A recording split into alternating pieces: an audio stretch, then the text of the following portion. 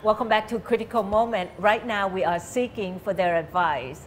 Your advice, you are having so many branches right now and you have to work with so many people around the world, different kind of people, Thai people, Indian people, people from Europe, people from Asia, etc. What is your advice on that?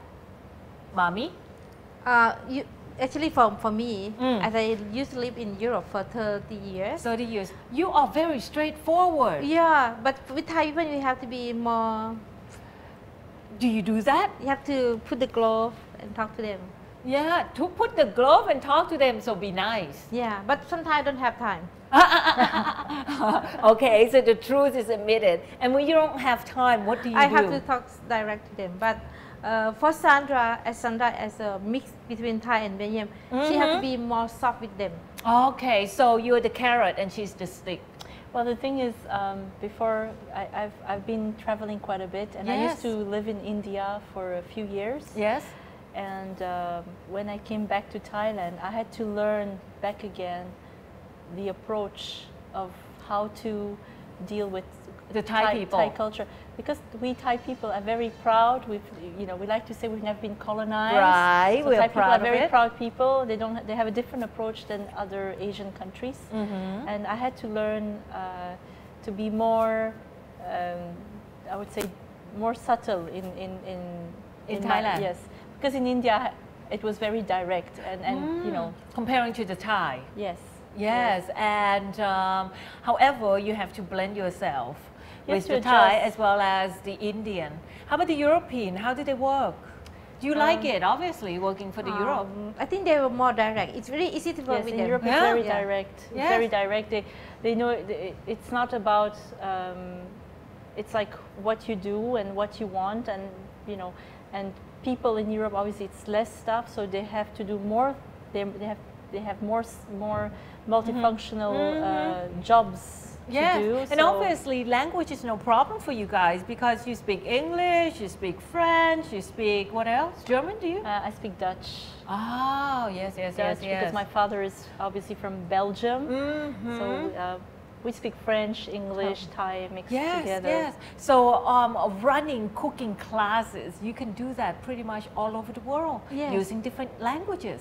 We teach also French class in French. And actually, there was a funny story.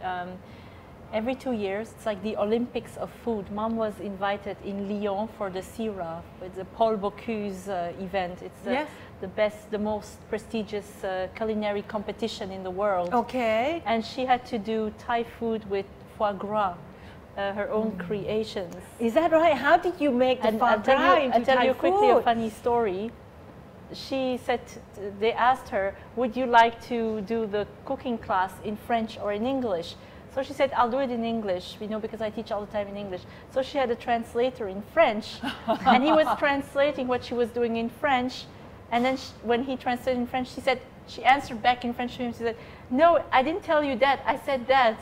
It was so funny. The whole audience was laughing. Oh, so like you're not just cooking, you're all ears and all eyes and everything. And what dish did you create Actually, with very the simple foie gras? dishes. Actually, pad kapao.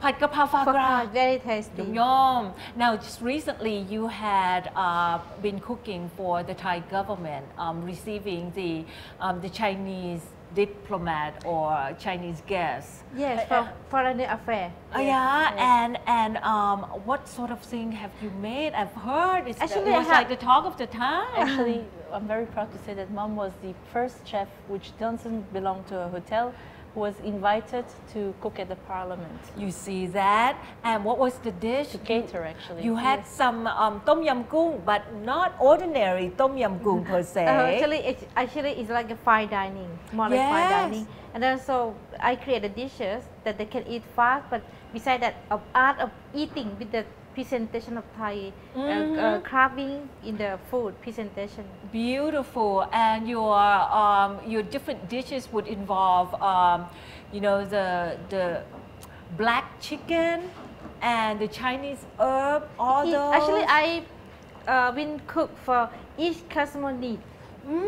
Sometimes when the customer want, we have Chinese come here, and the VIP I've been cook dishes that created by me, but with the concerned to their taste or their product. Oh, so cooking for the Chinese, Like black chicken, black ต้ม chicken. ยำโสมไก่ดำ Tom yum, som, gai dam. Yeah. Ay, ay, ay, ay. Black chicken with the Chinese herb, however, in the tom yum Yes. format. That must be good. Actually, Mom is like I said, very creative, but she still wants people to know the authentic Thai flavors. But as you know, people worldwide have different eating, different palates. So Yes. when we have French, we still cater authentic Thai dishes, but dishes that they will enjoy. When you have Indian, we would do more, or Arabs more seafood. So we very Now for the Indian market, what sort of creation have you made? They love Thai food. They love authentic Thai cuisine. like Oh, it has spicy. to be They can eat quite authentic. spicy. But they- more Yeah. vegetarian. Oh, yes, of course, We of do a lot of course. Mom does. That's also great. She's also very conscious about vegetarians worldwide, and Yes. and vegetarian Thai cuisine can be very much enjoyed. Beautiful, isn't it? But however, you still have to work with people. You have to delegate the people. Now, your mind creates things that are new all the time. Yeah. But how are you going to communicate that to the people who work under you? I train. I do training. Oh, okay. Training and communication Yes. is very We have a important. meeting, a so lot that of they meeting. understand exactly how you're thinking. Yes, because when you dream about your recipe and Yeah. your creation, you have to delegate that To them. into a format that is workable. So what I do, I create a recipe. I train them how to cook, how to use the product, also presentation. Ah, beautiful, isn't it? And you're there right beside your mom. I am there. She translated in English or in French the menu Okay. and yeah. testing. And testing. Right now, you are having how many branches around the world? About 11 In the brand Blue Elephant- in Blue Elephant restaurants, and we have the Mhm. cooking schools. Then the products that we sell, the curry paste and seasonings, Yes. are in over 20 different countries worldwide. We do the catering. Yes. Yes. We have Thai actually Airways. chill food also in Europe. We have ready to eat. Ready we to send to all eat. the supermarket. Right, and you also have the new Indian place, Two the in two London Indian. and in Brussels. Yes, and it happens to be very successful Yes, indeed. in 20 years. Yes. Now, how would you leave those branches alone and They stay never left here in alone. Thailand? That's why we travel so much. Yeah. That's why we have to keep doing a quality control over the products. We have a team. We have people, a team of people who have been working with us for over 15, 20 years. So they know so us. these are trustful They're people. qualified people. It's all teamwork. You can't do it on your own, obviously. You have Yes. to delegate a good team, and they need to understand her vision. Yes. And if they understand her vision, it's quite easy to. And every time you go to visit your branches in Europe or in other parts of the world, obviously you bring in new creations. Yes, of course, I have to. and they would go like, oh no, Madame is Madame is here. again here. Oh. If I may say so, Yes. Mom brings a lot of new creation, but another part that she likes to also reintroduce is all-time forgotten Thai recipes.